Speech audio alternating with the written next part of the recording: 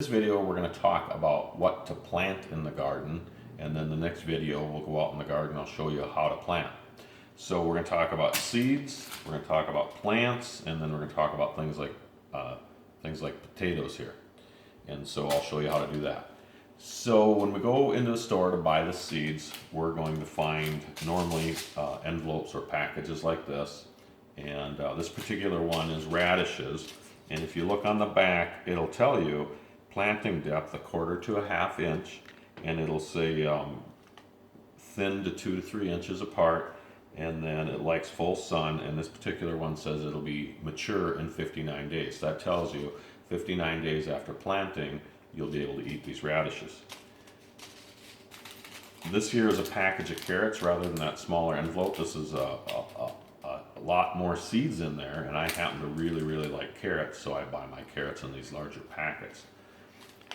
On the back here, it's going to say type, and it says annual. That means it just grows for 1 year and then you harvest it. If you plant something that's a perennial, it'll come up year after year.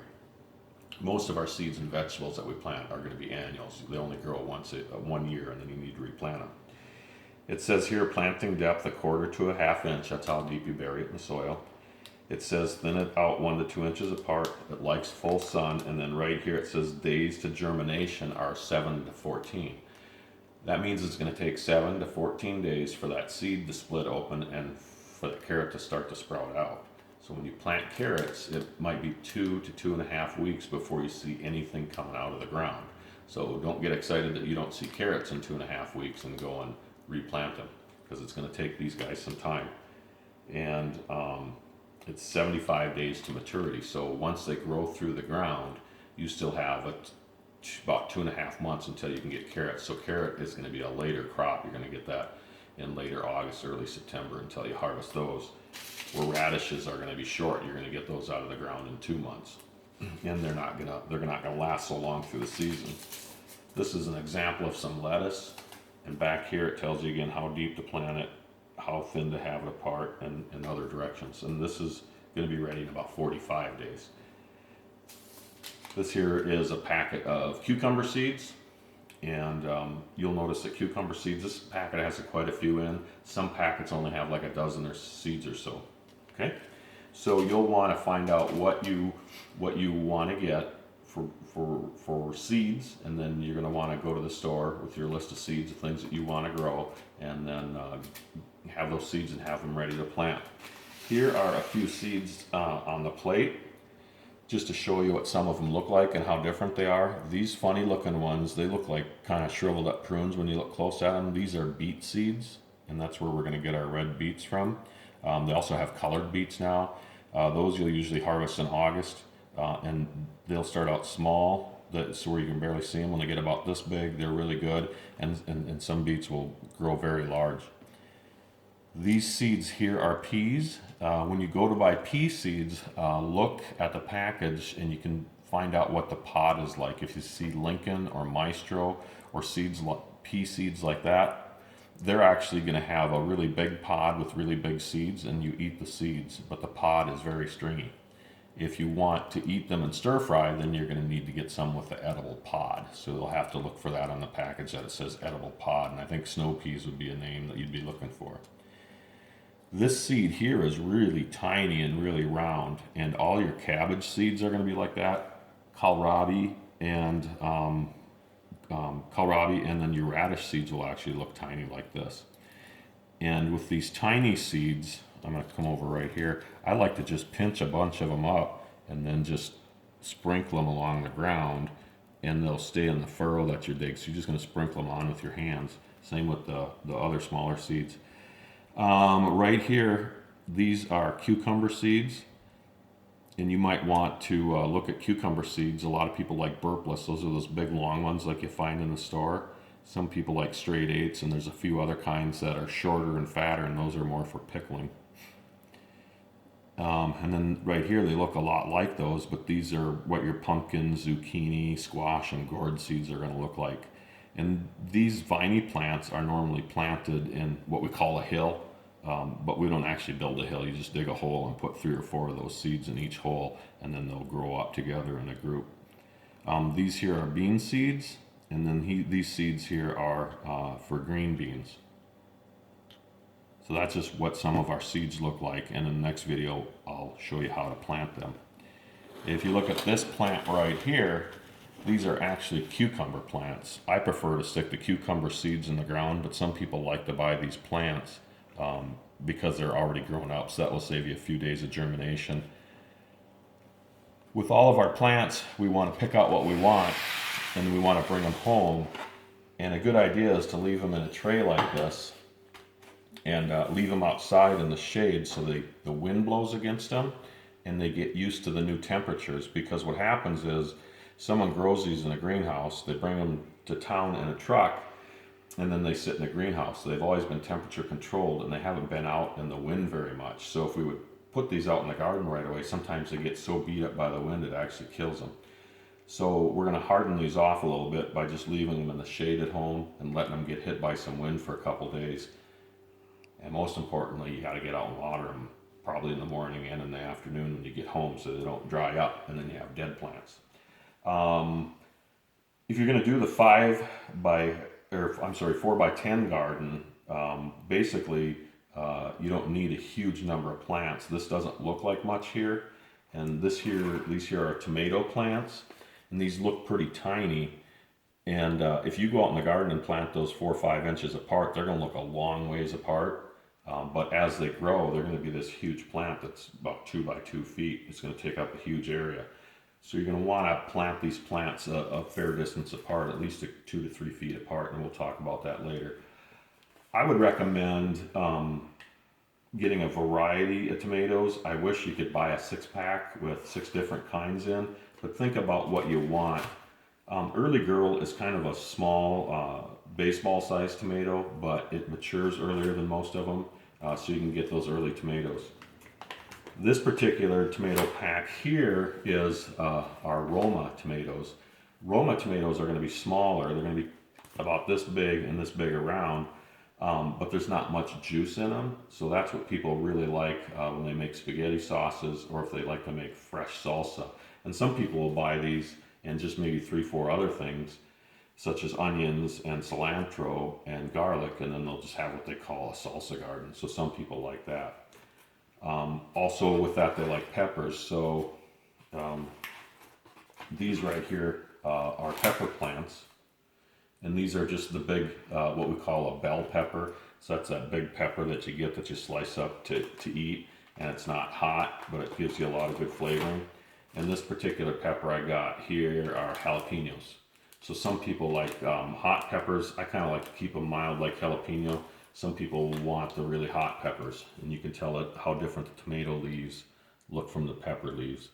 These plants here are just almost a little bit small, but I actually like them when they're small like this. That way they do most of their growing in the soil.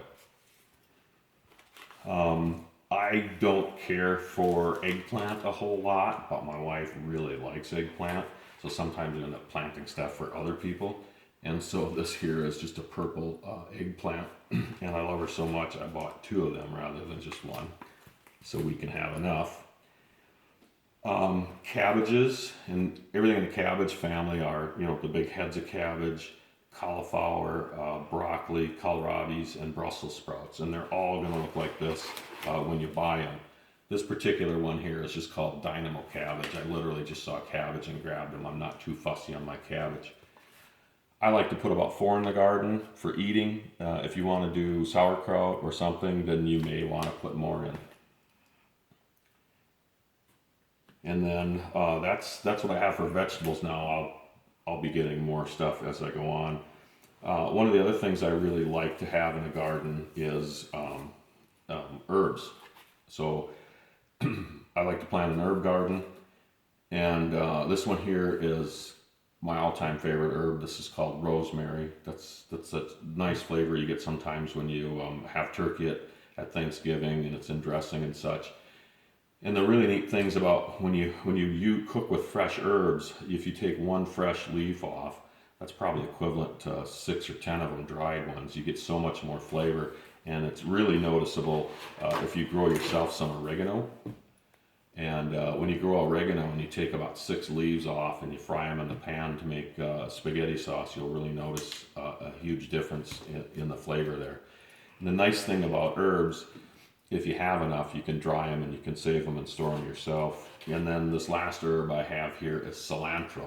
And cilantro is that nice fresh taste that you get when you make salsa. So a lot of people really like it. And then a certain number of people hate it because to them it tastes like soap. So if you break a leaf off and chew on it, it tastes like soap. Unless you know someone that really likes it, you don't probably want to get a huge amount of those. But you might want to get those for some salsa. I did list on my blog a whole bunch more herbs that you may want to consider. Herbs are pretty easy to grow. I just plant them in the ground and water them. I don't do a whole lot to take care of them. They're pretty hardy. The last thing I'll talk about are these 3 options. A lot of people like onions. I don't have any garlic here, but garlic will usually come in a bulb and you literally break it apart and there's all these little wedges, and you can literally take that wedge and stick it about 2-3 inches in the ground, and that will give you your garlic. Garlic is a perennial and it'll come up every year. This here is called an onion set, and so with these are basically little baby onions. Someone grew onion seeds and they got them this big, and then they just put them in a big bundle like this. I don't know how many come in a bundle, maybe 25 or 30, and this doesn't look like much, but this is going to give you a really long row of onions. So you probably get 25, 30 onions. So if you don't need 6 tomato plants, or you don't need this whole deal of onions, maybe you can go with a neighbor or a friend to get supplies and split. But you got to stay friends in gardening. No fighting over who gets what. The last thing I'm going to show you are potatoes. This here happens to be a sweet potato, and this here, of course, is our regular potato. You can go to the store or the greenhouse and you can buy what they call seed potatoes. And when you go buy the seed potatoes, you're going to go, wow, that's amazing. They look like potatoes. And usually they're dehydrated and squishy, and they usually have long things coming out of here. And those potatoes are to be cut up and planted in the ground. If we would leave this potato sit around in the dark a whole lot more, you can see that little fuzzy growing right there. That's actually going to start growing out into a long tube. And when you see that dimple there and those divots there, they call those the eyes on the potato. And each one of those will grow into a potato. So all you need to do is, it's kind of an art. You just come over here and you kind of go halfway between each eye and cut down. And as you cut down, you have that. And we'll literally stick this in the ground and a potato will sprout out of there and out of there. And then later in the fall, you can dig down and you can get your potatoes out. So I'm just going to come down there, cut this. I'm going to pull this over, and there I have 1, 2, 3, 4, 5 eyes. So I'm going to just cut between that one and that one. And there we go. I got 2 eyes there and I have 3 eyes there. So I'll put 1 or 2 of these in each hole. So that's enough for 1 hole. 2 holes. And there's an eye there and an eye there. And there we have enough for 3 holes. So out of a couple of potatoes, you can plant probably 6, 7 holes. If you're going to do the 4x10 garden, probably 2-3 potatoes, so that would give you about 6 holes. You can end up with a lot of potatoes by the end of the season there. If you really like sweet potatoes, they actually have the same thing. They're a little more difficult to find, but you can go to your greenhouse, and they actually have sweet potato vines, or they actually have smaller eyes for you to plant as well. So that's what I have for the video on what we're going to plant. Please watch our next video when we talk about how to plant it, and I'll show you how to get these seeds and these plants out into the garden. After that, the next video will be keeping the weeds and the pests out of the garden. Thank you.